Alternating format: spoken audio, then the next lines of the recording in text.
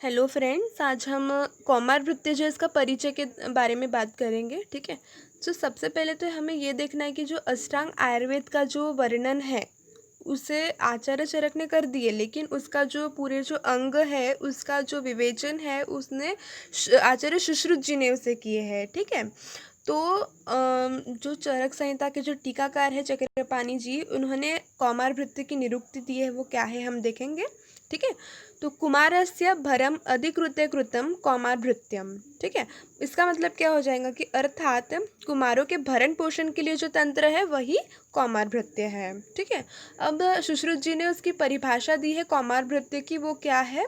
कौमार भृत्यम नाम कुमार भरण धात्री शीर दोष संशोधनार्थ दुष्ट स्तन्य ग्रह समुत्थानाच व्याधि नाम उपशय समर्थन। ठीक है। तो ये जो है ये किसने बताया है, सुश्रुत जी ने बताया है, उनके सूत्र स्थान 1 में बताया है उन्होंने। ठीक है। मतलब इसका मतलब क्या हो जाएगा कि जिस तंत्र में कुमार का भरण पोषण, धात्री के शिर दोषों का संशोधन कर्म, दूषित स्तन्य से उत्पन्न व्याधियाँ, ग्रहों से उत्पन्न व्याधियाँ, इन सब का जो है विवेचन होता है उसे हम कौमार भृत्य कहते हैं। ठीक है। तो ये किसने बताया है, सुश्रुत जी ने बताया है। अब पेड्रेटिक्स मतलब क्या होता है कि it is a study of the child from very conception. ठीक है ना, from very conception through childhood up to the adolescence. और जो वर्ड जो पेडियाट्रिक्स है, it is use for the disease of the childhood और disease of the infants and the children. ठीक है। अब अलग अलग जो संहिताओं है, मतलब कि जो चरक संहिता है, फिर सुश्रुत संहिता है, फिर वाग्भट जी की जो है। ठीक है। तो इन्होंने क्या करे, इन्होंने जब अष्टांग आयुर्वेद का वर्णन किए तो उन्होंने जो कौमार भृत्य है उसको कौन कौन सा स्थान दिए वो देखेंगे हम। तो आचार्य चरक जी जो है उन्होंने उसे छठा स्थान दिए हैं। ठीक है। आचार्य सुश्रुत जी जो है उन्होंने उसे 5वां स्थान दिए हैं, और जो वाग्भट जी है उन्होंने उसे सेकंड स्थान दिए हैं। ठीक है। तो ये अच्छे से याद रखना कि अलग अलग संहिताओं में उसको कौन सा नंबर का स्थान दिया गया है, किसे, कौमार भृत्य इसे। ठीक है। अब हम देखेंगे कि इसका क्षेत्र क्या है, मतलब कि कौमार भृत्य का क्षेत्र। ठीक है।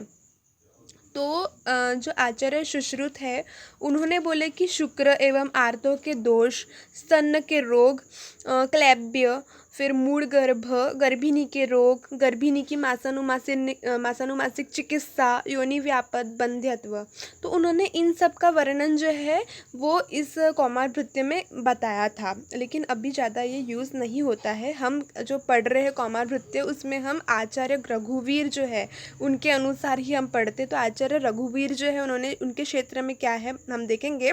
तो उनमें क्या है, उन्होंने क्या बताया कि प्रसवोपरांत बालक का पालन पोषण, धात्री की परीक्षा, स्तन्य विज्ञान, समस्त शिशु रोगों का ज्ञान, उनका परिमर्जन और बाल ग्रहों का ज्ञान।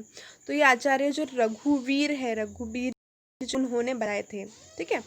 तो इनका जो है हम हमेशा कौमार भृत्य में पढ़ रहे हैं, सुश्रुत जी का नहीं पढ़ रहे। ठीक है।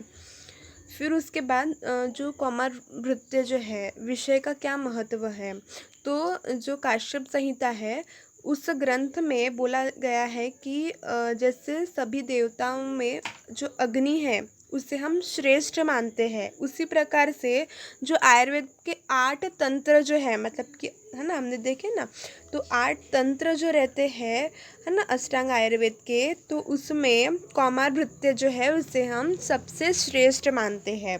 ठीक है। तो ये ऐसा बताया गया है, किसने, काश्यप संहिता में विमान स्थान में उन्होंने बताया है ऐसा। ठीक है। तो ये इम्पोर्टेंट है इसका, ये कौमार भृत्य जो विषय है इसका महत्व है। तो क्या देखे हमने आज, इसका परिचय देखे, इसकी निरुक्ति, इसका परिभाषा देखे हमने, और अलग अलग संहिताओं में इसे किस अष्टांग आयुर्वेद के किस स्थान पर इसे रखा गया है कौमार भृत्य को। ठीक है, वो देखे हमने, और कौमार भृत्य जो विषय है उसका महत्व देखे कि उसका महत्व किस तरीके से बताया है काश्यप जी ने। ठीक है। सो आज के लिए बस इतना ही। अगर वीडियो अच्छा लगे तो लाइक करना, सब्सक्राइब करना एंड शेयर करना। Thank you.